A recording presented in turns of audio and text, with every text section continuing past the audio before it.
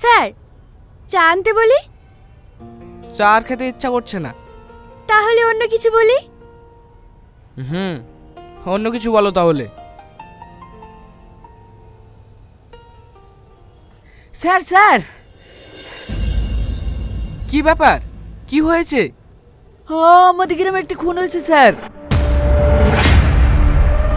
তুমি গিয়েছিলে স্পটে? না স্যার, আমি এইমাত্র জানতে পারলাম। ড্রাইভারকে গাড়ি বের করতে বলো, ওখানে যেতে হবে। Okay sir.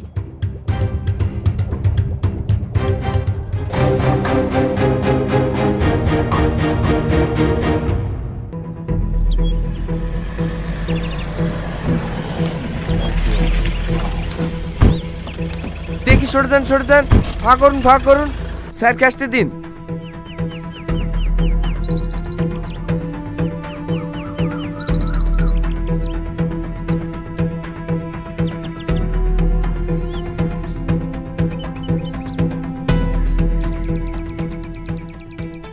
মৃত ব্যক্তিটিকে দেখে কি মনে হচ্ছে তুই না?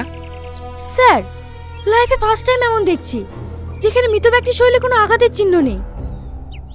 এটাও তো হতে পারে ওনাকে কেউ মার্ডার করেনি, ওনার শরীরের সমস্যার জন্য হয়তো মারা গিয়েছেন। হতে পারে স্যার। স্যার, আমার মনে হয় দেহটিকে পোস্টমর্টমের জন্য পাঠিয়ে দিলে হয়তো কিছু জানা যেতে পারে। আমারও তাই মনে হচ্ছে। তুমি লাস্টে পোস্টমর্টমের জন্য পাঠিয়ে দেওয়ার ব্যবস্থা করো, আর যত দূরত্ব সম্ভব পরিবারের যতজন সদস্য রয়েছে তাদের সবার সাথে কন্ট্যাক্ট করো। Okay sir.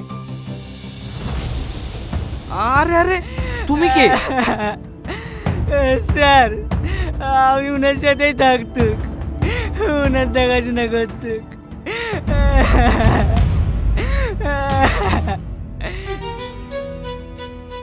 কাজের লোক?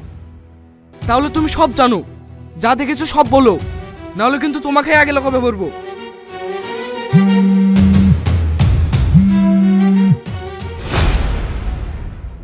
তুই না এনার কাছ থেকে সব কথাগুলো শুনে তবেই আসবে, আর এনার কন্ট্যাক্ট নাম্বারটাও নিয়ে রেখো।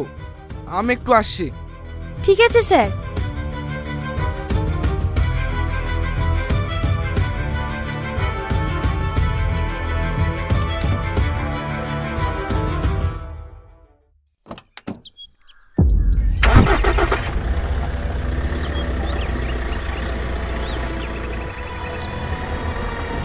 স্যার, একজন সাংবাদিক এসেছে।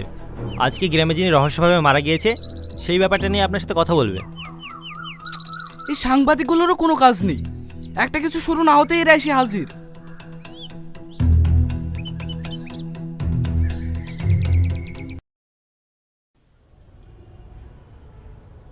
কি হয়েছে বলুন?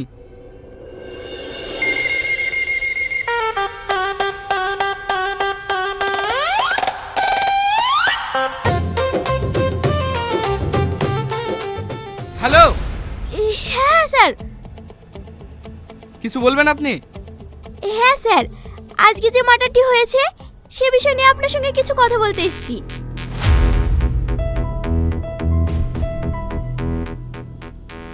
বলুন, কি জানতে চান আপনি? স্যার, এটা আমার জীবনের প্রথম নিউজ। রিপোর্টার হিসেবে আপনি আমায় এমন কিছু একটা নিউজ দিন যেন আমি প্রথম দিনই সবাইকে চমকে দিতে পারি। আপনি কি বলতে চাইছেন আমি ঠিক বুঝতে পারছি না। ওই যে মার্ডারটি হলো না, ওটা কিভাবে হলো, কে করলো, এই বিষয়গুলো যদি বলতেন। কি সব বলছেন? আমরা এইমাত্র ইনভেস্টিগেশন শুরু করলাম, আপনাকে কিভাবে বলবো? আমরা তো নিজেই কিছু জানি না। তাহলে স্যার আমি নিউজ করব না? আপনি কি নিয়ে নিউজ করবেন সেটা আমি কি করে বলবো? আপনারা এখন বাইরে যান, আমায় একটু ভাবতে দেন। ঠিক আছে স্যার। সরি স্যার, সরি, আমি ইচ্ছে করে করিনি। আপনি বাইরে যান তো, নিউজ হলে আমি নিজে আপনাকে ডেকে নেব। Thank you sir, thank you.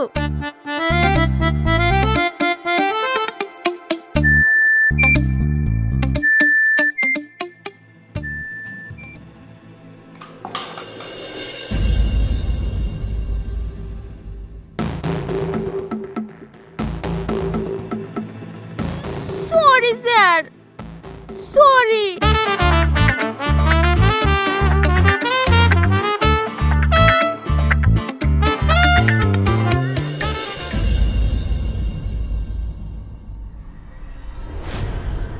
Hello sir, একটু বড় বিপদ হয়ে গেছে। মার্ডারটা করতে গিয়ে একটা বাচ্চা ছেলে দেখে ফেলেছে।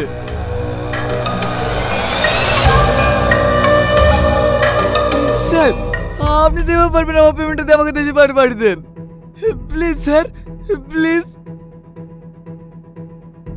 Hello sir, hello hello hello hello.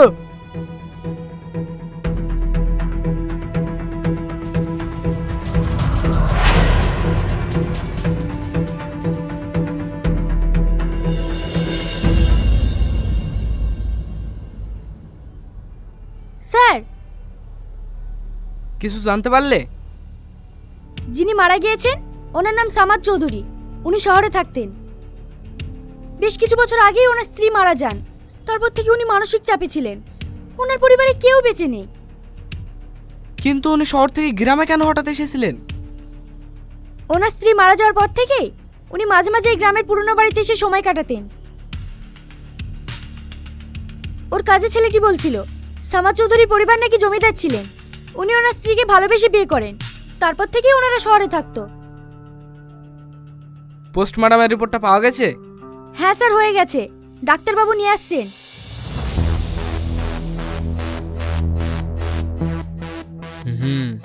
কেসটা বড়ই জটিল।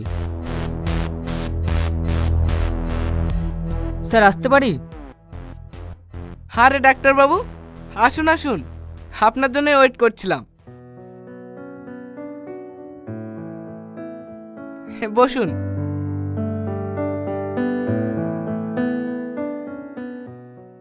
বলুন, পোস্টমর্টমের রিপোর্ট থেকে কি পাওয়া গেল? দেখে মনে হচ্ছে স্ট্রোক, কিন্তু এক্সিক্লোসি টক্সিকোলজি রিপোর্টে বলছে ব্রেনের নিউরোটক্সিন। এটা খুব রিয়ার বর্ণের বিষ। মানে? এটা নর্মাল স্ট্রোক না। বাইরে থেকে স্ট্রোকের মতো দেখালেও এটা ইনফেক্টে অ্যানভেনমেশন নর্মালভাবেও মারা যেতে পারে। আবার হয়তো ওনাকে কোনো কিডনিও হত্যা করা হয়েছে।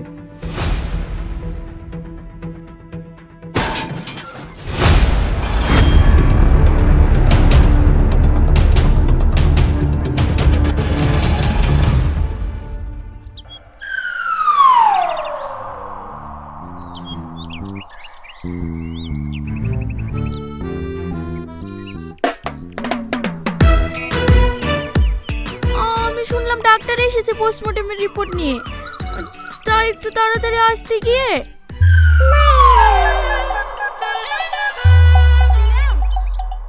আপনি পরে আসবেন।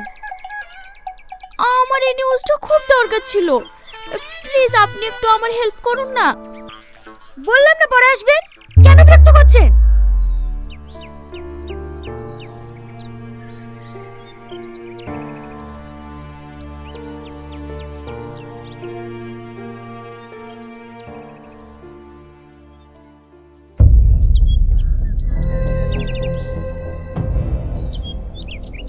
কাকু, আমাকে বাঁচাতে দেন না, আমার খুব ভয় করছে। এই দুনিয়াতে সবথেকে খারাপ জিনিসটা কি জানিস?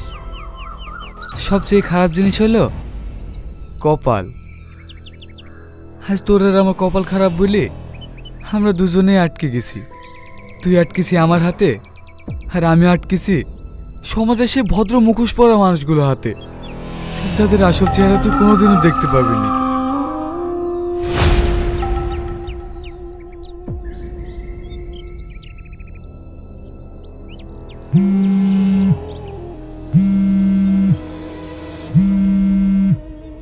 স্যার, আমাকে যেভাবে হোক আপনি এখান থেকে বাইরে পাঠান প্লিজ।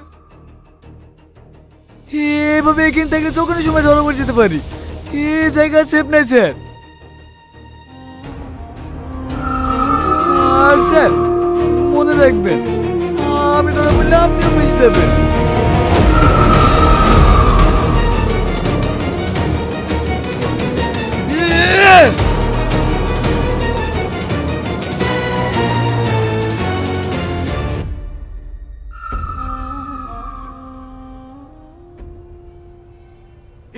স্যার স্যার কি হয়েছে? আজ দুদিন হয়ে গেল আমার ছেলেকে খুঁজে পাচ্ছিনি। এর আগে হয়েছিলাম আপনার কাছে, আপনি দাঁড়াইছিলেন না।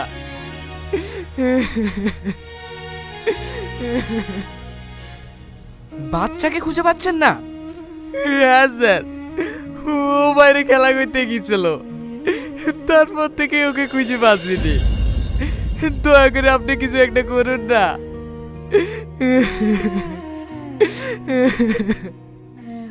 দুদিন আগে তো ওই মার্ডারটিও হয়েছিল।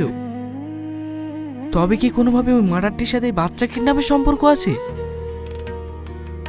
মানে যে মার্ডার করেছে সেই আমার ছেলেকে কিডন্যাপ করেছে?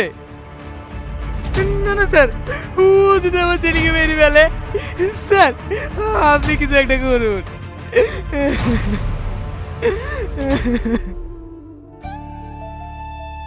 আপনি প্লিজ একটু শান্ত হন, আমরা তো আছি। কনস্টেবল, এনাকে নিয়ে যাও। আপনি ওখানে একটা ডায়েরি করে দিন।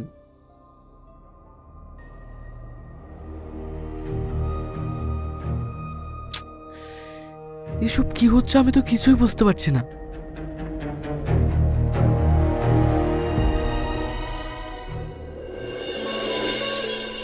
আজকে যেভাবে হোক তুই না ম্যামকে পটিয়ে নতুন কিছু আপডেট বের করতেই হবে।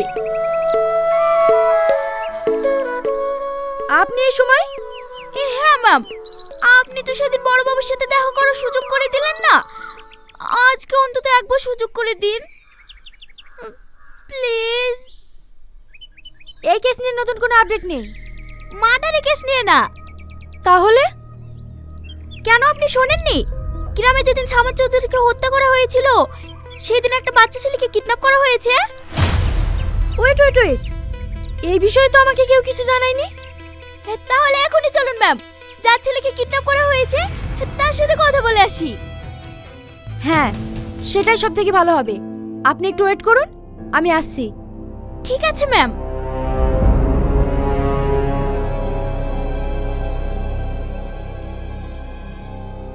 স্যার, আমার বাড়ি যাওয়ার কোনো ব্যবস্থা হয়েছে? তোর দেশের বাইরে যাওয়ার ব্যবস্থা আমি করে ফেলেছি। তার আগে তোকে একটা ছোট কাজ করতে হবে। ছোট কাজ মানে? ওই বাচ্চাটা তোকে দেখে ফেলেছে, সে পুলিশের সামনে তোকে আইডেন্টিফাই করে ফেলবে। তাই ওকে কি স্যার? ওকে মেরে ফেল, দিয়ে ওখানে বাড়িতে পাঠাবে। না না স্যার, আমি এটা করতে পারবো না। দেখ আজিজ, পাগলামি করিস নি, আমাদের দুজনকে বাঁচতে গেলে এটা করতেই হবে। কিন্তু স্যার, আমি কিভাবে একটা বাচ্চা ছেলেকে মেরে ফেলতে পারি? তোকে পারতেই হবে। তুই কি বাইরে গিয়ে সুখে থাকতে চাস না? হ্যাঁ স্যার, চাই। তাহলে বাচ্চাটিকে এখনই শেষ কর। ঠিক আছে স্যার।